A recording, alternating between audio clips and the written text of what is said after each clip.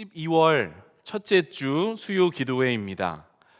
12월은 지나간 해를 돌아보면서 새해를 준비할 수 있는 아주 귀한 한 달입니다.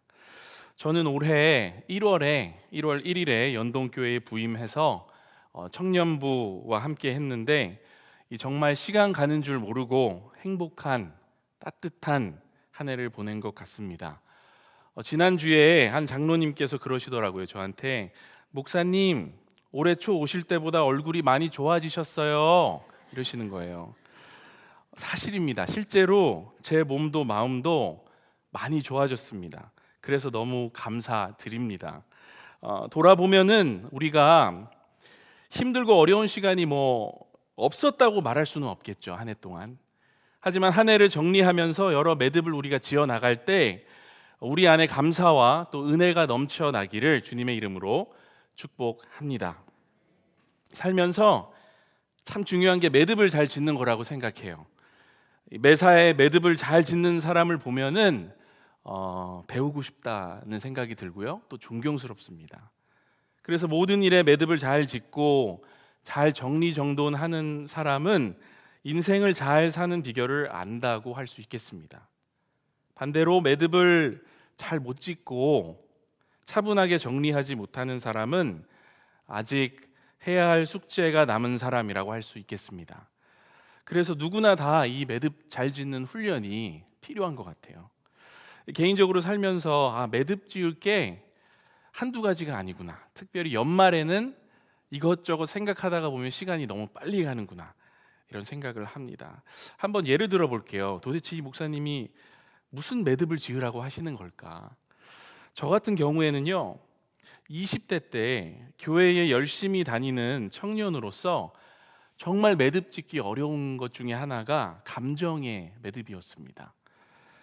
때로는 치밀어 오르는 감정을 조절할 수 없어서 분을 터뜨리고 표출하고 말로 하고 그것을 다투고 싸우고, 저도 모르게 비정상적인 행동을 할 때도 있었습니다. 지금도 가끔 그렇게 합니다. 또 때로는 제 감정을 어떻게 표현해야 할지 몰라가지고 감추는 겁니다. 가면을 쓰고 감추고, 이 가슴 속 깊은 곳에서 그 5만 가지 감정을 사귀고, 가장 가까운 친구들에게까지도 제 감정을 숨겼었던 때가 저의 20대의 모습입니다. 이 차분하게 감정의 매듭을 짓는 게 얼마나 중요한지 아직도 저는 배우고 있지만 20대를 보내면서 정말 많이 이 숙제를 했던 것 같습니다. 이런 것 같이요, 우리는 늘 매듭을 잘 짓는 법을 배우는 과정에 있다는 생각을 합니다. 이재철 목사님이 쓰신 매듭짓기라는 책에서 이런 문구를 봤던 것이 기억에 납니다. 제가 한번 읽어드릴게요. 줄기가 굵지 않은 대나무가 강한 것은 다른 나무와는 달리 일정한 간격을 두고 매듭을 지을 줄 알기 때문이다. 대나무의 강함은 높이가 아니라 매듭에서 비롯되는 것이다. 만약 매듭을 결여한 대나무가 있다면 그것은 조금 크고 굵은 갈대에 지나지 않을 것이다. 부드러운 갈대는 꺾이는 법이 없지만 매듭 없는 대나무는 약간의 폭풍에도 쉬이 꺾여지고 말 것이다. 믿음의 삶도 이와 같다. 건강한 크리스찬은 진리의 매듭을 지닌 자다.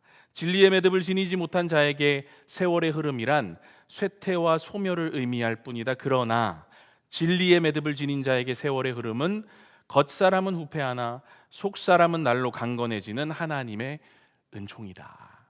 이런 말씀이었습니다. 사랑하는 여러분, 여러분은 2023년을 마무리하면서 어떤 매듭 짓기를 하기를 원하시나요? 오늘 진리의 말씀을 통해 주시는 메시지가 우리의 삶에 또 하나의 매듭이 되어 대나무같이 우리를 단단하게 만들어 주기를 원하고 바라고 기도합니다. 본문을 보면 7절에 이렇게 나오고 있죠. 만물의 마지막이 가까이 왔으니 그러므로 너희는 정신을 차리고 근신하여 뭐라고 돼 있죠? 기도하라, 기도하라. 이 만물의 마지막은 일반적으로 예수 그리스도께서 약속하신 것 같이 그분이 다시 오시는 그날을 뜻합니다. 마라나타 우리가 찬양했잖아요, 방금. 이게 가까이 왔다고 하니까 이제 곧 금세 주님께서 그 약속을 지키실 거라는 거죠. 근데 베드로가 왜 이렇게 얘기를 하고 있을까요? 베드로 전서는요, 신약의 욥기라고도 합니다. 왜요?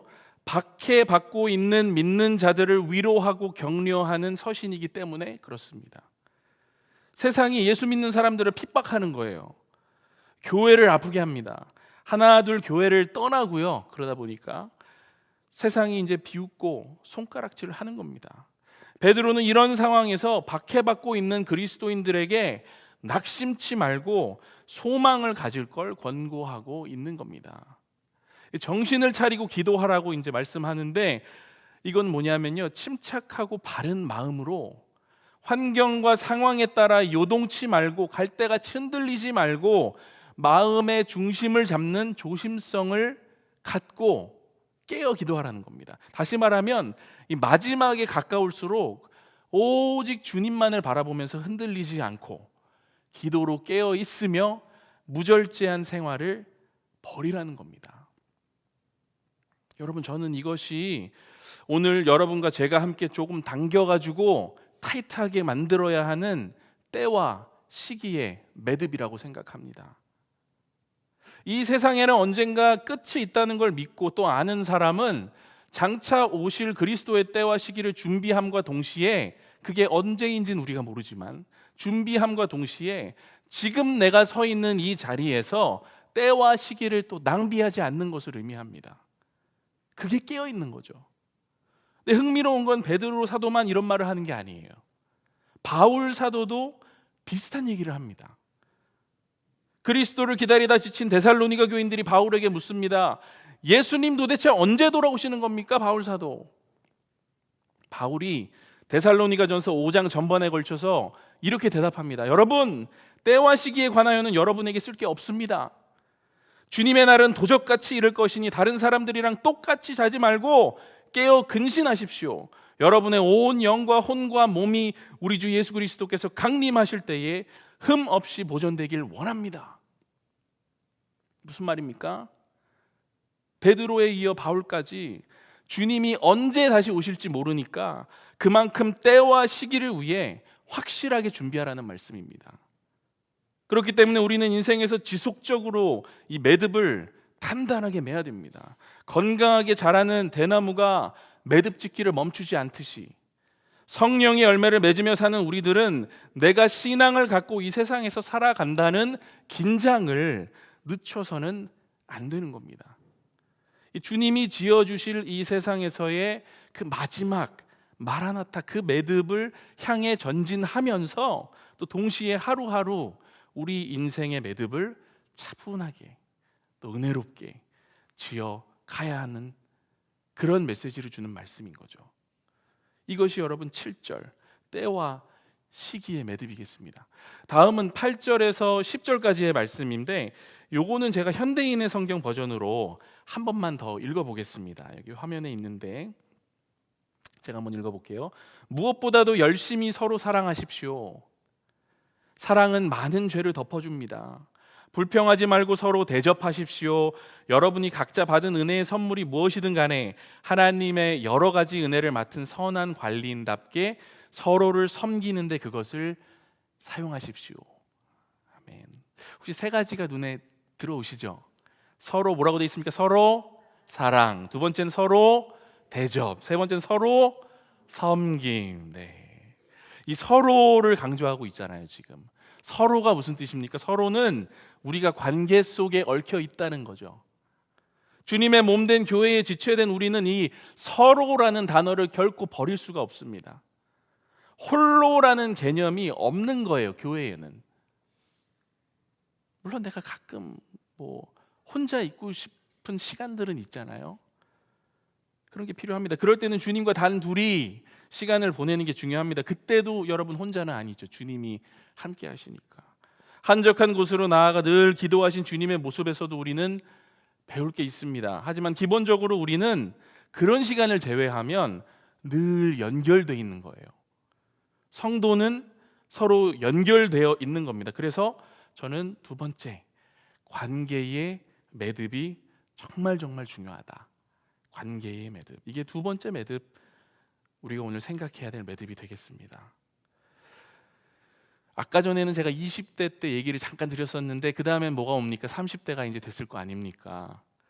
제가 아직 30대라고 저는 자부합니다. 왜냐하면 법이 바뀌면서 생일이 안 지났기 때문에, 제가 12월생이기 때문에 39이거든요.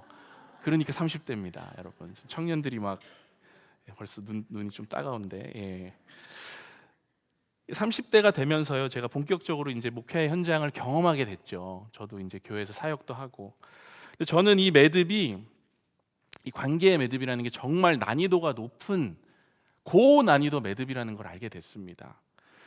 관계의 매듭이라 해서 관계를 끊는 게 아니고요. 그런 이야기 여러분 들어보셨죠? 맺고 끊음이 정확하다, 이런 얘기. 저 사람 관계를 참 잘해, 어떻게 맺고 끊음이 저렇게 깔끔하지?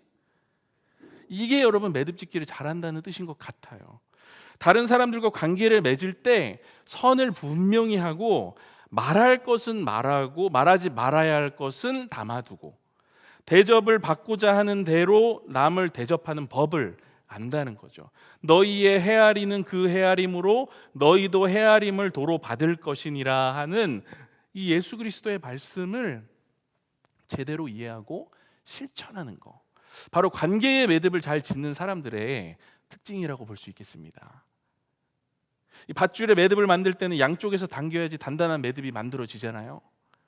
관계는 그러니까 쌍방인 거죠. 그러니까 관계를 잘 하려면 내가 다른 사람들 사이에서 어떤 모습을 가지고 있는지 점검하는 게 일단 가장 중요하겠죠. 이게 내 모습을 근데 객관적으로 본다는 게 참 어려운 것 같습니다. 거울을 계속 보면서 다닐 수도 없는 거고. 그래서 저는 오늘 크게 두 가지 정도를 생각해 볼 건데, 이럴 때는 나 자신을 좀 돌아보고 관계의 매듭을 좀 더 조여주세요 하는 일종의 기준이라고 할까요? 여러분, 기본적으로 관계를 잘 쌓으려면, 이 관계의 매듭 짓기를 잘 하려면 좀 전에 말씀드린 것 같이 서로 사랑하고, 그죠? 서로 대접하고 서로 섬겨야 한다고 생각합니다. 이게 아주 기본이죠. 근데 이 사랑과 대접과 섬김의 관계가 언제 타격을 입냐 하면은 아주 미묘하게 그 관계 안에 있는 한 사람이 이기적인 마음을 딱 갖기 시작하면 그때부터 그 관계는 금이 가기 시작합니다. 이 신뢰가 그때부터 딱 깨지는 거예요. 예를 들어서 설명을 해볼까요? 봉사활동을 우리가 다 같이 나갔다고 생각을 해봅시다. 봉사활동을 교회에서 왜 나가겠습니까? 섬기는 자리이죠. 거기가 사랑을 주는 자리로 나아가는 겁니다. 섬기는 자리로 주님이 부르셨는데 그 현장에 가서 자기가 섬김을 받으려는 마음이 탁 생기는 거예요. 그러니까 이제 일을 하기 싫은 거죠. 뺀질거리면서 이리 붙었다 저리 붙었다 하지만 실질적으로 봉사활동 가서 봉사는 안 하는 겁니다. 마음속에는 아유, 내가 이런 것까지 해야 되나 하는 교만한 마음이 있지만 인자한 미소로 그걸 딱 숨기죠. 하지만 여러분, 그 위선이 어딜 갈까요? 결국에는 관계 속에서 그게 그대로 드러나고요. 자신은 감췄다고 생각하지만 사람들은 그냥 다 알죠. 보이니까. 근데 말을 안 하는 겁니다. 사랑하라고 부름받은 자리에서 사랑받고자 하는 욕심이 막 올라올 때, 대접해야 하는 자리에서 내가 대접을 받고자 할 때, 섬겨야 하는 자리에서 섬김을 받으려고 하는 이 마음이 막 불쑥불쑥 올라올 때, 이 독을 키우지 말고요, 우리는 이걸 터뜨려가지고 정리를 해야 됩니다. 주님이 사랑하라고 했으면 끝까지 사랑해야 되고요, 대접하라고 했으면 끝까지 대접을 우리는 해야 되고요, 섬기라고 부르셨으면 우리는 끝까지 섬겨야 되는 거죠. 근데 내 속에 교만이 차오르고 이거를 막 숨기려고 막 친절함으로 포장하고 자기중심적인 관계를 추구하는 모습이 내 안에 있을 경우에는 이제 그거를 좀 내려놔야 되는 거죠, 우리가. 근데 신기한 거는요, 그런 모습을 가진 사람들 주변에도 사람이 많아요, 여러분. 왜냐하면 자신의 유익을 위해서 기본적으로 친절함과 따뜻함을 갖고 이 이미지 관리라는 걸 하면서 사람을 대하기 때문입니다. 일단 목적이 사람 자체가 아니라, 봉사 자체가 아니라 그 사람에서 뭘 얻을 수 있는가에 초점이 있는 경우가 많기 때문에 겉으로는 포장이 잘 되어 있는 겁니다. 그래서 이런 사람을 주의하는 것도 중요하지만 내가 이런 모습이 없는지를 잘 살펴서 관계의 매듭이 잘 조여지도록 하는 것. 제가 이런 얘기를 언제 한번 들은 적이 있습니다. 아빠와 이 엄마와 아들이 살고 있는 한 가정이 있었는데 이 집에 쥐가 한 마리 들어온 거예요. 잡아야겠죠. 아내가 난리가 났습니다. 남편에게 치즈를 줄 테니까 치즈로 유인해가지고 쥐를 잡아라, 이렇게 얘기를 하는 겁니다. 근데 집에 치즈가 여러분 갑자기 나올까요? 없는 거예요, 치즈가. 그래서 남편은 굳이 치즈를 사러 나가는 게 이제 그날따라 너무 귀찮은 거죠.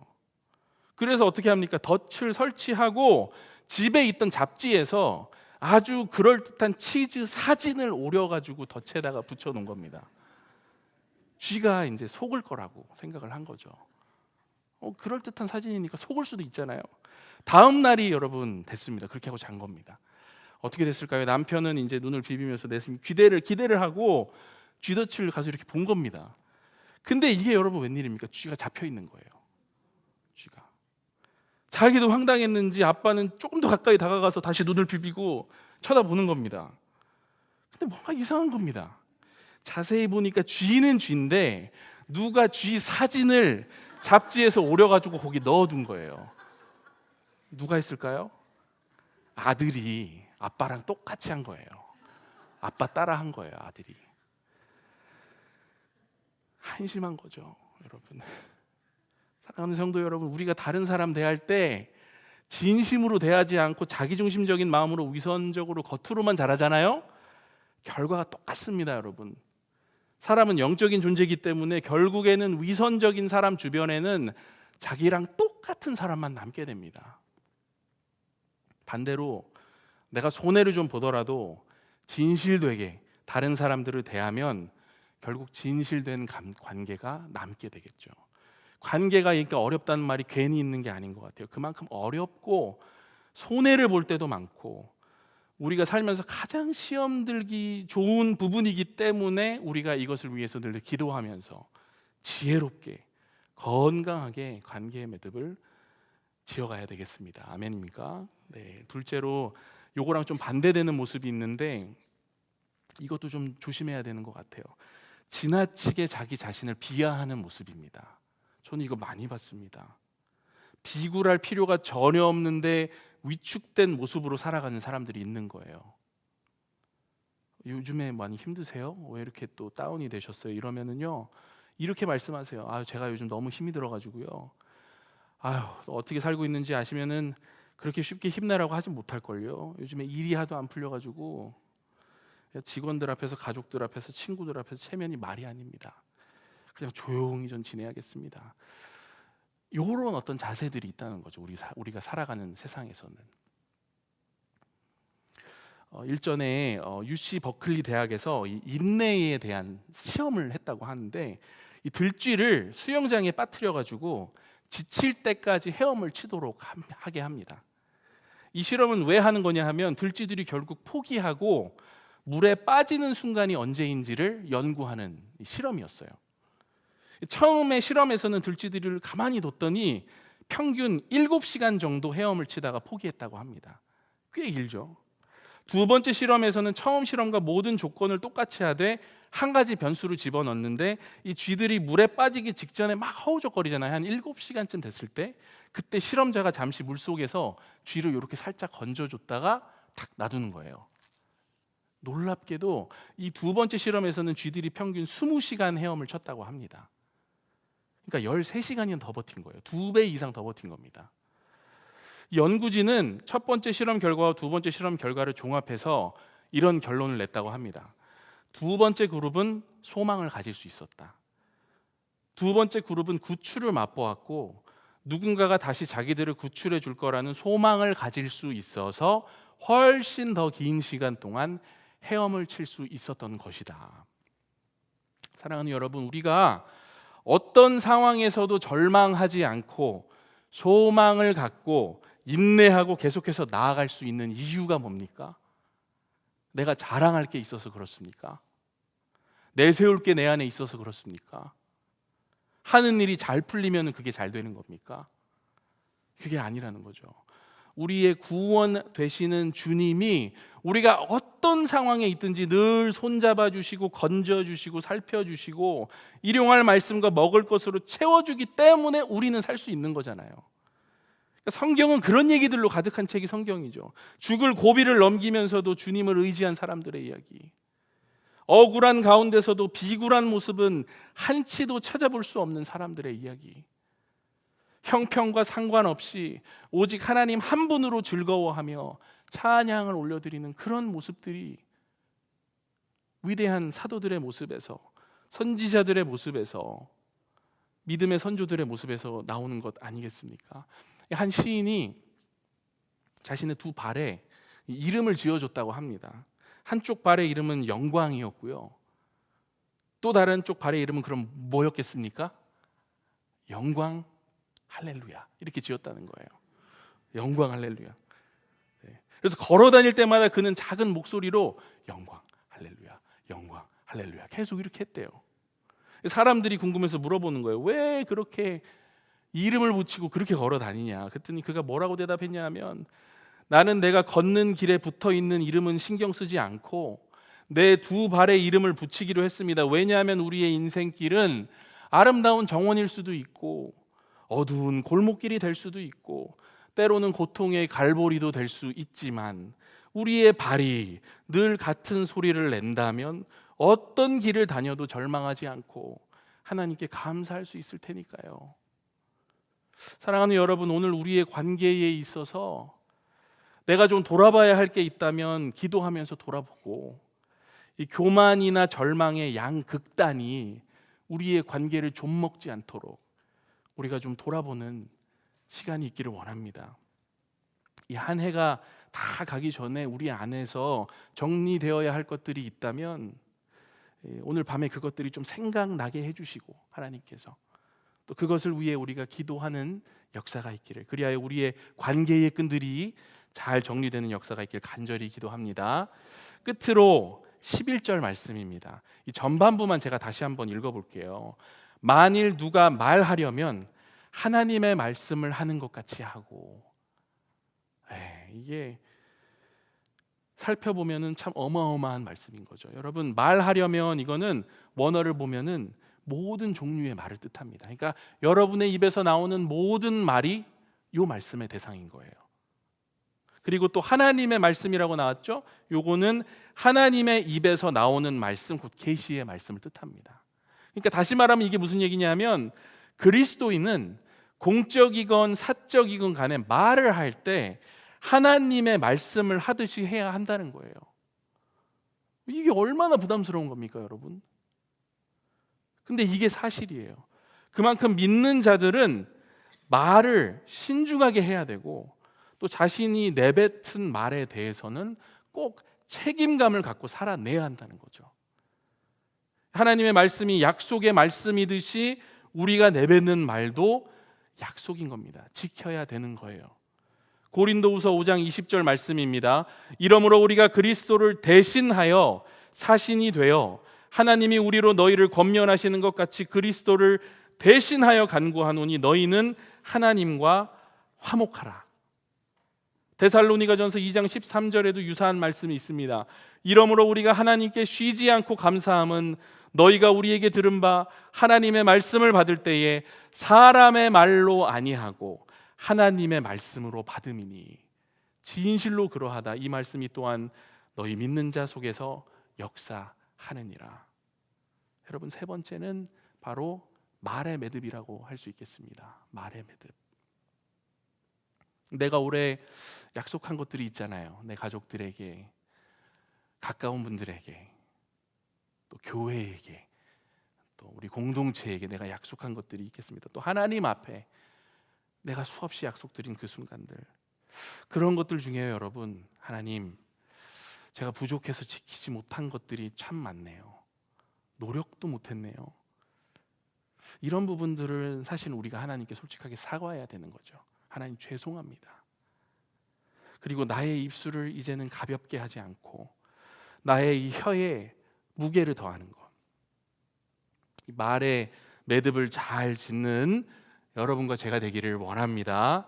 말씀을 마무리하겠습니다. 오늘 우리는 베드로 전서의 말씀을 토대로 우리 삶에 꼭 필요한 매듭 짓기에 대해 나눴습니다. 때와 시기의 매듭, 또 관계의 매듭, 그리고 이 말의 매듭이 잘 지어져 우리의 삶이 성령의 붙드심으로 더욱 견고해지길 원합니다. 더 나아가 아무도 알 수 없는 그러나 임박한 주님 약속하신 그 마지막 날, 우리 주 예수 그리스도께서 다시 오시어 이 세상을 매듭 지으실 때 그곳에 여러분과 제가 찬양하는 자로, 주께 영광 돌리는 자로 서 있기를, 또 우리 모두가 흰 옷을 입고 기쁨 가운데 서로 화답하게 되길 주님의 이름으로 축복합니다.